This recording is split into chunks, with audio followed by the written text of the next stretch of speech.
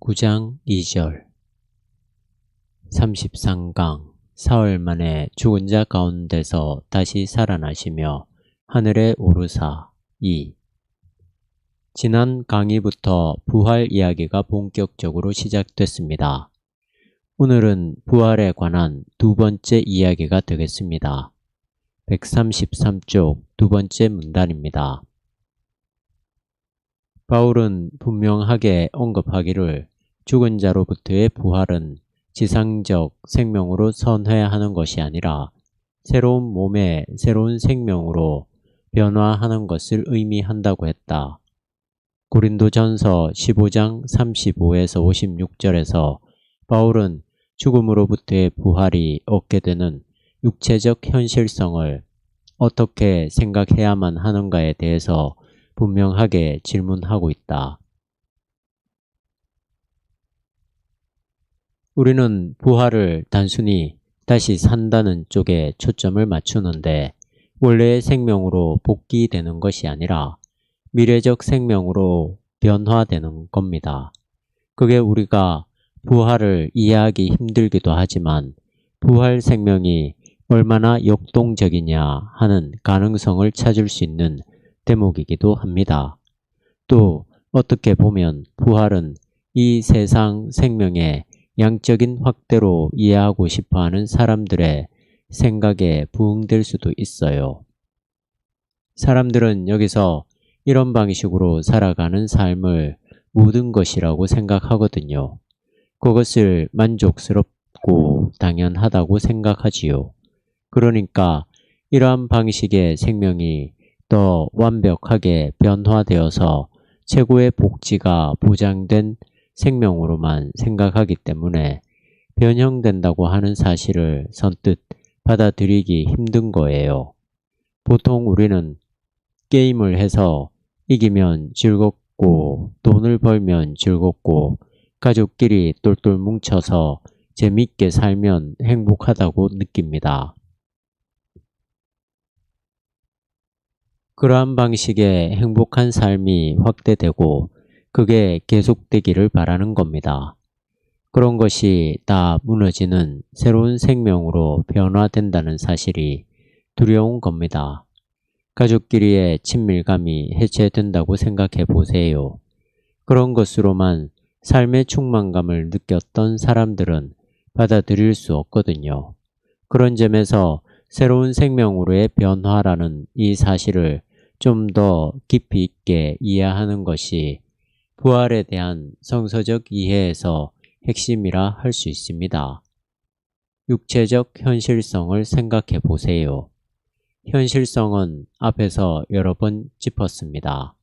그냥 육체라고 하면 되지 왜 육체적 현실성이라고 이야기했을까요? 육체라고 해도 뜻은 전달되지만 신학적인 차원에서 정확한 표현은 되지 못합니다. 육체는 지금 우리가 가지고 있는 육체적인 것들을 그냥 말한다고 한다면 육체적 현실성은 그 육체가 토대하고 있고 담재하고 있고 혹은 가야 될 어떤 참된 것들을 이야기합니다. 여기서 그에게는 미래적인 몸이 현재적인 몸과 다르다는 것, 즉 육체적인 몸이 아니라 바울의 표현에 따르면 일종의 영적인 몸을 입는 것을 의미했다. 그렇다고 해서 그가 그 어떤 플라톤적인 전통에 근거한 의미로서 형체가 없는 정신적인 것을 주장하고 있지는 않다. 바울의 생각에 따르면 하나님의 영은 모든 생명의 창조적 근원이며 영적인 몸은 이러한 근원과 나뉘어져 있는 게 아니라 우리가 지금 우리의 현 존재에 존재하고 있듯이 이러한 근원과 연결되어 있어서 어떤 죽음도 이러한 생명을 더 이상 끝장낼 수 없는 생명체다. 불변하는 영적인 몸이 현재 일시적인 육체적 몸과 갖는 관계를 바울은 극단적 변형이라고 묘사하고 있다. 플라톤 철학의 바탕에는 영육 이원론이 있습니다. 영적인 것만 이데아와 맞닿아 있고 육적인 것은 이 세상적인 것이죠. 영적인 것이 육체적인 것으로부터 분리되어야만 그게 구원이라고 생각했습니다.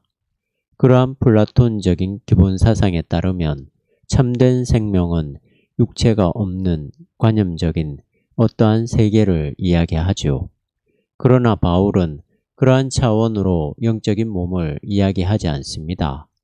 바울이 이야기하고 있는 부활의 핵심이 변형 사상에 있습니다. 그렇다면 바울이 말하는 부활 사상과 복음서가 말하는 부활 사상이 다를까요? 그 문제는 판넨베르크가 이 책에서 자세하게 다루지 않지만 간접적으로 뒷부분에서 설명하고 있습니다. 이러한 문제를 따라가는 게 쉽지 않습니다. 복음서는 예수님의 부활을 분명히 증언하고 있습니다. 그런데 그 증언들은 오랜 세월 전승의 과정을 거쳐서 내려온 겁니다. 그러니까 여러 사람들의 손을 거치면서 조금씩 달라지는 거죠. 그러나 바울의 경우에는 고린도전서 15장에서 우리가 볼 수 있듯이 그런 전승 과정을 별로 많이 거치지 않은 부활 현실성을 직접 목도한 사람의 직접 증언에 가깝습니다. 그도 예수님 부활에 대한 초기 교회 공동체의 전승을 전해 들었을 것이고 부활의 토대가 되는 유대교의 사상들을 알고 있었을 것입니다. 근본적으로는 부활의 예수와의 만남이라고 하는 특별한 경험들이 총체적으로 연결되어서 바울의 고유한 부활 사상이 나오게 된 겁니다. 그런 점에서 바울의 부활 사상과 복음서의 부활 사상을 직접적으로 연결시키기는 좀 힘들죠. 바울에게는 예수님의 부활이 신학적으로 충분히 성찰된 과정에 있다고 한다면 복음서는 그들에게 경험된 부활의 주님을 기억의 방식으로 공동체 안에서 언급된 겁니다. 그런 것들이 바울이 말하는 것하고 전혀 다르다는 뜻은 아니지만 관점이 다르게 기록되었다는 것을 전제하고 읽어야 됩니다. 바울은 고린도전서 15장에서 오늘의 이 몸이 극단적으로 변형되어서 부활의 현실성이 된다는 것을 말하고 있습니다. 형제 자매 여러분, 내가 말하려는 것은 이것입니다. 살과 피는 하나님 나라를 유업으로 받을 수 없고 썩을 것을 썩지 않을 것을 유업으로 받지 못합니다. 썩을 것은 썩지 않을 것을 유업으로 받지 못합니다. 다른 한편 각기의 변형은 바로 죽어야 할 현재적 육체와 맞닿아 있다. 썩을 몸이 썩지 않을 것을 입어야 하고 죽을 몸이 죽지 않을 것을 입어야 합니다. 고린도전서 15장 53절. 위 문장은 극단적 변형에 대한 바울의 진술이에요. 지금 현재 살과 피 그리고 결국은 썩어야 될 단백질 덩어리로서의 몸, 이런 것들은 완전히 변형되어야만 되고 그렇지 않으면 하나님의 나라, 썩지 않을 것, 이런 것들을 유업으로 받지 못한다는 말입니다. 질적으로 전혀 다른 그것이 우리의 현재 이 몸 전체, 육체 전체와 연결되어 있다는 겁니다.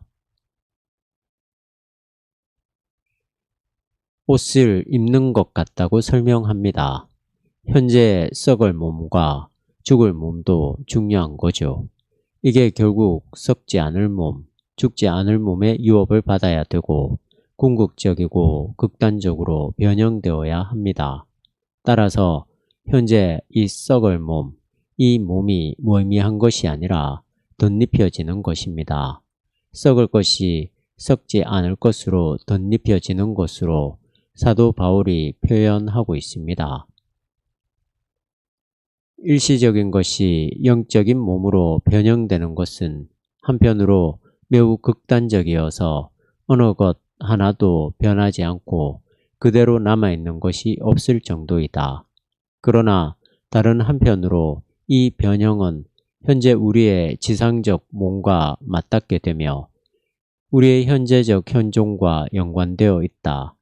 말하자면 현재적 몸 대신에 무언가 완전히 다른 그 무엇이 만들어져야만 한다는 뜻은 아니라는 것이다. 변형은 두 가지 의미로 이해해야 됩니다. 금방 이해되지 않는 분들을 위해서 보충적으로 설명을 하는 겁니다. 그런 말들은 몇 번 반복해서 들어야 우리의 생각 속에 각인됩니다. 부활은 변형인데 이 변형은 두 가지 의미가 있습니다. 하나는 그 어느 것 하나도 그대로 남아있지 않을 정도로 총체적이고 통전적인 변화입니다. 다른 하나는 죽고 썩어야 될 몸과 완전하게 새로워진 영적인 몸이 연결되어 있다고 하는 겁니다. 어떤 방식으로 연결되어 있느냐? 그건 우리가 실증적으로 분석해낼 수 없는 방식으로 하나님이 행하시는 거죠. 오늘 우리의 죽어야 될 몸에 질적으로 새로운 부활 생명이 은폐의 방식으로 개입되어 있는 거죠. 그것이 무엇일까요? 그런 것들을 우리가 천천히 생각해 봐야 되겠습니다. 이 단계에서 따라가는데 어려움이 있습니다. 이런 문제들을 손금 들여다보듯이 그렇게 말할 수는 없습니다. 하나의 메타포 방식으로, 은유의 방식으로 설명할 수 있을 뿐입니다. 이것은 마치 하나님의 나라를 직접적으로 말할 수 없고 비유를 통해서 말할 수밖에 없는 것과 같습니다. 예수님은 하나님 나라를 비유로 설명했습니다. 포도원 주인, 씨 뿌리는 자, 그리고 밭의 비유, 밭에 묻힌 보물, 가라지와 알곡, 이런 것들은 다 하나님 나라 자체가 아니라 하나님 나라를 가리키는 메타포, 비유, 은유이거든요.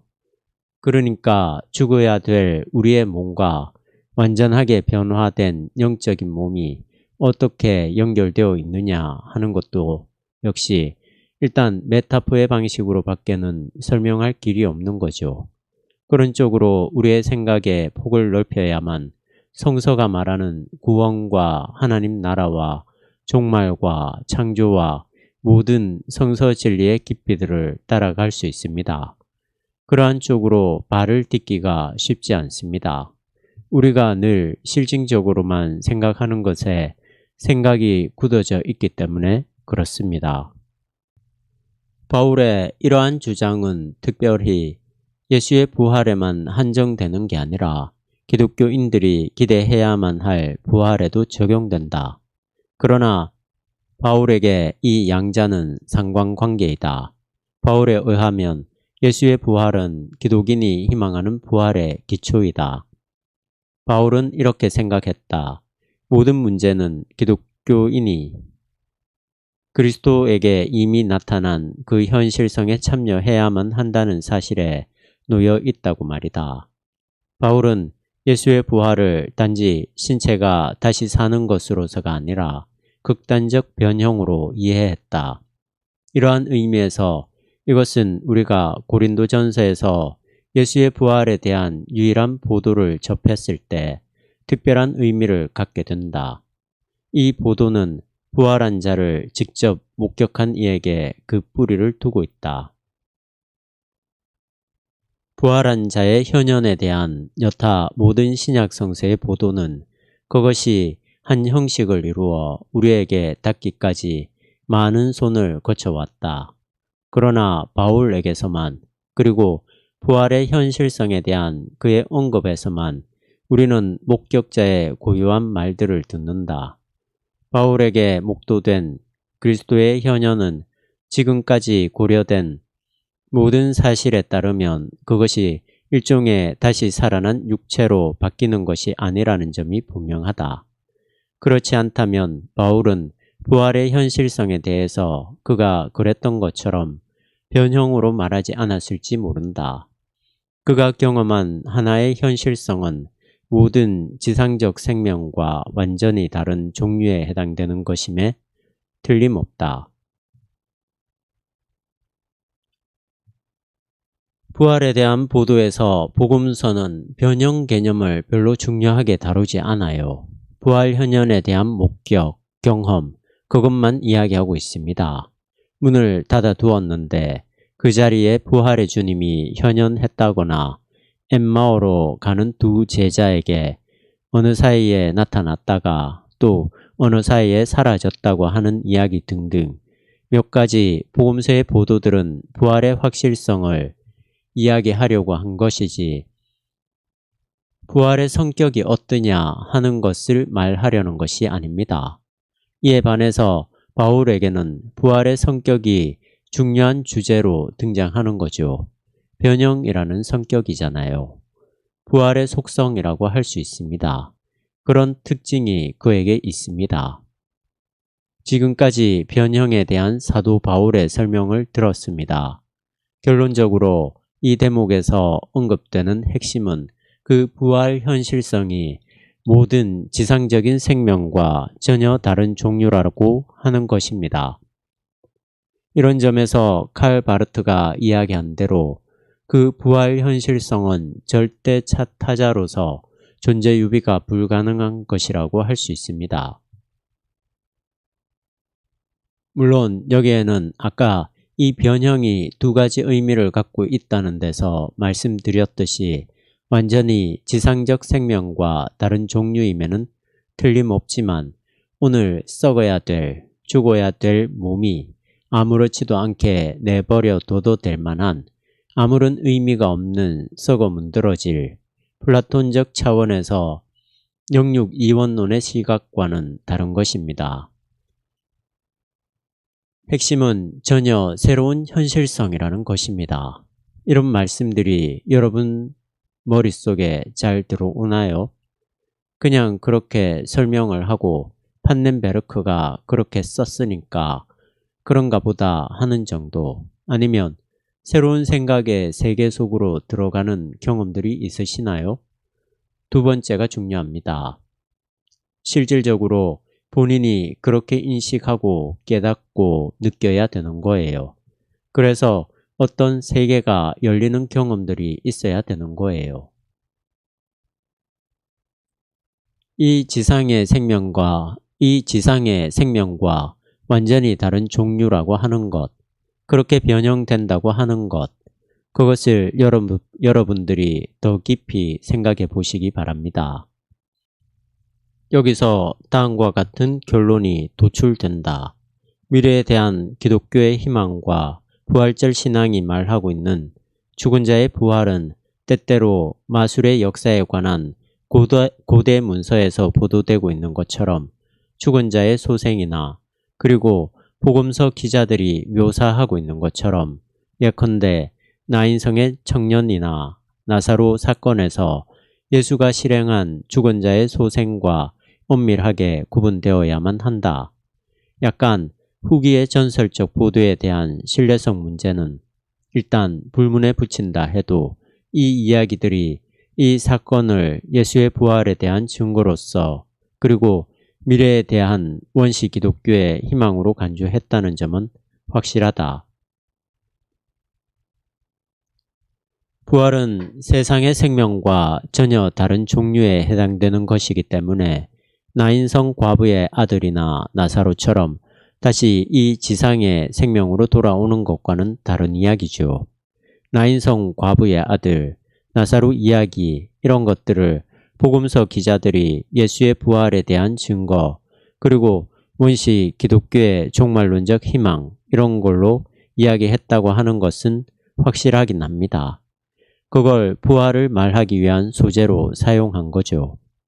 물론 거기에는 전설적 보도의 흔적이 있습니다. 그렇다고 하더라도 복음서 기자들이 그것을 하나의 소재로 삼아서 예수의 부활, 기독교 공동체의 종말론적 미래에 대한 희망으로 간주했다고 하는 것은 분명합니다. 그래도 예수의 부활과 이들이 소생했다고 하는 것은 근본적으로 다른 이야기입니다. 그러나 그것은 사실 다른 의미였다. 예수를 기적적인 구원자로서 적나라하게 묘사하고 있는 나사로와 나인성의 청년 사건에서는 이미 죽은 사람이 일시적인 생명으로 되돌아가는 것이 핵심이다. 이 사건에서 복음서 기자들은 생명으로 돌아간 자가 나중에 다시 죽으리라는 사실을 어느 한순간도 의심하지 않았다. 그들의 일시적인 재생은 예수의 부활에서 이미 나타난, 그리고 미래에 대한 기독교적 희망이 적용되는 그러한 현실성에 대한 징표에 불과하다. 그러나 예수 부활을 말하는 경우에는 완전히 다른 종류의 생명이, 즉 영원하고 어떤 죽음으로도 한정되지 않는 생명이 핵심이다. 어떤 경우에도 그 생명은, 예수의 부활 생명은 우리에게 알려진 생명체의 생명 형식과 근본적으로 구별되어야만 하는 그것이다.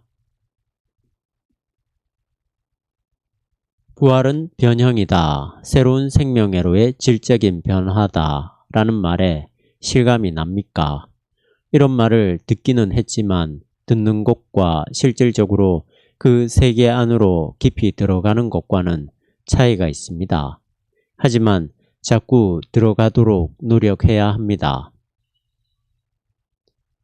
그러기 위해서 여러 다른 시각으로 그런 문제들을 더 깊이 생각해 볼 필요가 있습니다. 새로운 생명은 우리에게 알려진 생명 형식과 근본적으로 구분된다고 생각해 보십시오. 그 나라에서는 시집가고 장가가는 것이 아니고 먹고 마시는 것하고는 다른 생명이니까 오늘 우리의 지상에서 경험하는 생명하고는 전혀 다르죠. 그런 생명이 어때요? 원하세요? 대개의 사람들은 원하지 않을 거예요. 오늘 지상적인 것과 전혀 다른 것을 원하지 않을 겁니다. 원한다고 하더라도 기껏 해봐야 지금 지상적인 방식으로 느끼는 즐거움들이 배가 되는 것, 수십 배 확대되는 차원이지, 이런 것하고는 전혀 질적으로 차원을 다르게 하는 것이라고 한다면 사람들은 별로 호기심을 느끼지 않을 겁니다. 심지어 하나님 나라에서도 상급의 차이가 있어야만 이 땅에서 충성하며 살 수 있다고 생각하고 있지 않습니까? 하나님 나라는 부활 생명의 세계이자 영원한 생명인데 거기서도 자리의 차이가 발생한다면 그것은 이 세상의 생명 형식이 연장되는 것에 불과한 거죠. 이러한 문제를 기독교인들은 극복해야 됩니다. 이 세상에서 경험하는 욕망을 충족함으로 느끼는 행복, 그걸 또 하나님 나라 부활 생명에 가서도 누리자고 하는 것 아니겠어요? 위 단락은 그러한 것들이 완전히 해체되는 하나님의 직접적인 생명 통치 세계로 변형된다고 하는 겁니다. 우리가 오늘을 살아가면서도 그 부활 생명을 우리 삶에서 선치적으로 경험하기 위해서는 오늘의 생명과 이 구도, 이 메커니즘을 끊임없이 초월해야 합니다. 그게 쉽지는 않습니다. 쉽지 않기 때문에라도 우리에게는 그게 필요합니다. 그게 신앙입니다. 그렇다고 세상에서 먹지도 않고 마시지도 않고 세상 활동도 하지 않고 그렇게 뜬구름 잡듯이 살라는 말은 아니죠. 바울이 부활 생명에 대한 진술 방식의 표상을 과연 어디서 획득했는가라는 질문을 조금 더 진지하게 생각해 본다면 부활한 예수가 그에게 나타났다는 것을 증명하는 것만으로는 충분하지 않다. 오히려 바울은 이미 죽은 자의 부활에 대한 기대가, 그것은 모든 인간에게 일어날, 그러나 정의로운 사람에게만 일어날 사건인데 그 기대가 형성된 고대의 유대 전통에 자리하고 있다는 점을 유의해야만 한다. 이 전통은 무엇보다도 소위 묵시문학 문서에서 발견된다. 이 묵시문학은 페르시아 시대의 유대 세계에서 바벨론 포로 귀환 이후에, 그리고 특히 무엇보다도 기원전 마지막 2세기 어간에 기원하고 있다. 이러한 작품들의 발단은 구약성서 이사야 24에서 26장, 다니엘서가 대표적이다. 부분적으로 이에 해당되는 고대 문서가 적지 않다. 그런데 다른 문서들은 예컨대 상이한 묵시문학 작품집이라 할 에녹서 같은 것들은 더 이상 구약성서의 경전으로 받아들여지지 못했다.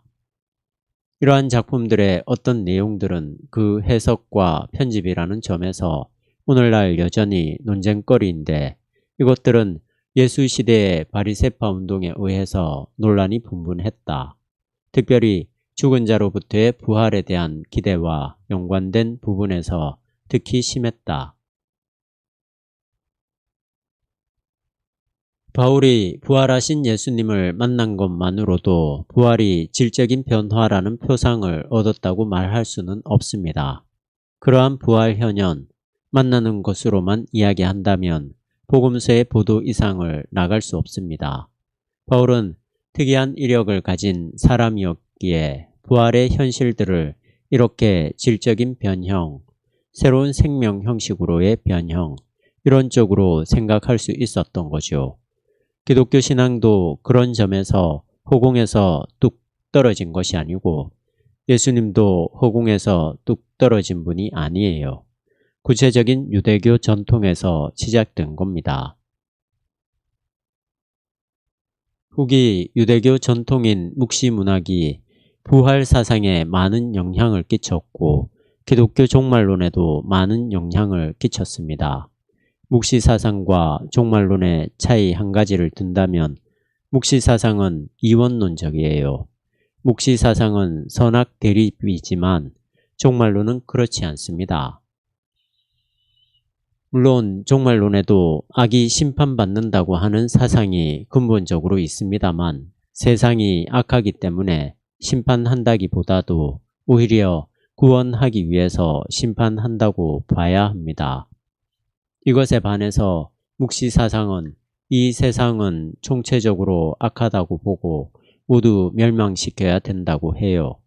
두 사상의 차이가 있지만 기본적으로는 새 하늘과 새 땅, 부활의 생명 세계, 이런 것들이 사람의 노력으로가 아니라 하나님의 직접적인 개입으로 이루어진다는 점에서 이 세계를 바라보는 공통점이 있습니다. 지금 우리는 바울의 부활 사상을 공부하고 있는 중입니다. 처음에는 변형 사상의 의미들을 몇 가지 살펴보았고 그 다음에는 바울의 부활 사상이 어떠한 사상적 배경을 두고 있느냐, 어디서 왔느냐 하는 것을 이야기하고 있는 중입니다.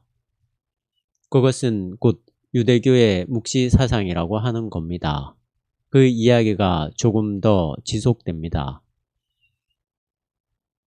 미래에 이루어질 죽은 자들의 부활에 대한 묵시론적 기대는 신적인 세계 심판이라는 표상에서 볼 때 이와 유사한 페르시아 사상으로부터 영향을 받았을 것이다. 부활을 기대하는 유대의 신앙이 외부의 영향으로 인해서 이교도화되었다는 것이 문제는 아니다. 오히려 유대 전승에서 유래한 질문에 답하는 것이 말하자면 개개인들에게 성취되는 하나님의 의로움이 핵심이다. 하나님의 의로움은 인간의 삶에서 증명되어야 한다. 이런 상과의 상응이 개개인의 삶에서 일어나지 않고 그것은 개개인에게 성취되는 게 틀림없는데 일종의 피한적 보상을 요청하는 것으로 나타난다. 초대교회 당시에 죽은 자의 부활은 바울에게서처럼 어디서나 구원의 현실성으로 이해된 것은 아니었다. 오히려 거의 대부분의 경우에는 명예를 얻어야 할 이들과 그리고 심판이나 영원한 징벌을 받아야 할 이들이 통과해야 할 문이라고 이해되고 있었다. 이 경우에 부활에 대한 기대는 이미 변형 사상과 확고하게 연결되었다. 특별히 부활한 의인의 변형은 하늘의 천사와 별을 소유하는 것과 같은 막강한 권세를 획득하기 위해서 이루어진다고 해석된다. 우리가 고린도전서 15장에서 바울의 경우를 본 것처럼 변형에 대한 특별한 강조는 물론 초기 기독교 시대의 묵시문학 작품 가운데서 말하자면 바울과 동시대인들에게서 정확하게 반영되었다. 기독교에 영향을 주고받은 여러 사상이 주변에 있었습니다. 기독교의 부활 사상이 유대교의 묵시 사상으로부터 영향을 받았고, 묵시 사상은 또 페르시아의 비슷한 상황으로부터 영향을 받았을 것이라는 거죠. 이 페르시아는 바벨론 이후로 근동아시아를 지배하던 제국이잖아요. 제국에 공통된 특성들이 있습니다. 자기들의 사상과 체제를 인근 식민국가에 이식하는 거예요. 정치, 사상, 문화, 종교 여러 가지 면에서 그렇습니다. 식민지 국가들은 자연적으로 영향을 받을 수밖에 없지요. 여러 가지 면에서 그렇습니다.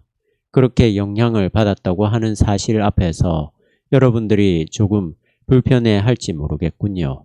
성서가 말하는 모든 것들은 고유한 가르침이고 하나님의 계시가 아니냐 하고 말입니다. 그런 것까지 제가 여기서 구구절절히 다 설명하기 힘들고 앞에서도 비슷한 이야기가 나왔으니까 일단 다음과 같이 간단하게 조언을 드리겠어요. 불편하게 생각하지 마십시오. 이미 신약 성서가 형성되고 그 뒤로 기독교 신학이 자리를 잡는 과정에서 기독교는 주변의 철학 사상에 많은 영향을 받았습니다. 교부들은 신학자들이나 철학자들이었습니다. 그 당시에 지배적인 신플라토니즘의 영향을 많이 받았습니다. 아리스토텔레스의 영향도 받았습니다. 한번 영향받고 끝난 것이 아니라 계속 영향을 받았습니다. 여기서 조심해야 될 것은 영향을 받았다고 해서 기독교의 모든 신앙적 뿌리를 송두리째 포기하고 그쪽으로 갔다거나 혼합주의로 떨어졌다는 것도 아니에요. 성서의 고유한 세계들이 주변의 사상을 통해서 더 확대되고 심화되었다는 말이죠. 영향을 받았다고 해서 그게 불편하게 생각할 것이 하나도 없습니다. 유대인들 밖의 세계 사람들까지 하나님의 통치 아래 있는 게 아니겠어요? 그런 사상은 구약 성서가 이야기합니다. 주변에 있던 여러 나라들도 여전히 하나님의 통치 안에 있었던 거예요. 그러니까 우리가 기본적으로 하나님을 창조주로 믿는다면 그들에게도 하나님이 자신의 뜻을 계시하셨다는 사실을 부정할 수가 없습니다. 부정해서도 안 되죠. 묵시문학이 페르시아로부터 영향을 받았다고 하는 것은 당연한 이야기입니다. 바벨론, 페르시아, 그 다음에 헬라, 로마 이러한 사상들의 영향을 받았습니다. 그래서 성서의 정신이 흐려진 것이 아니라 더 또렷해진 거죠. 이제 좀 명확해졌을 겁니다. 주변에 있었던 다른 사상들과의 관계 속에서 그쪽에서 희미했던 어떤 것들이 바울 서신들을 통해서 초기 기독교 공동체 안에서 명확한 현실성을 띠게 되었다고 하는 겁니다. 그쪽에서는 막연했던 것들이 아주 구체화되고 아주 현실적인 주제로 확대되고 심화된 겁니다. 그게 바로 유대교의 특징이기도 하고 그것의 전통에 이은 기독교의 특징이기도 합니다.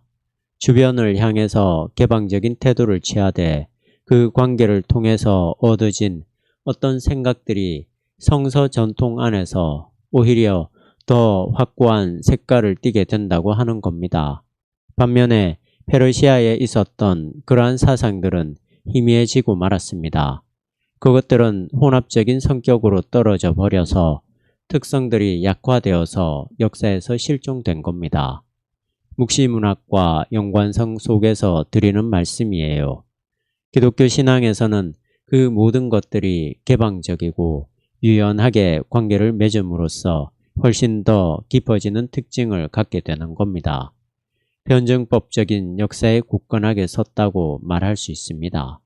그야말로 역사적인 종교로서의 모범적인 특징들이 거기서 나타나는 겁니다.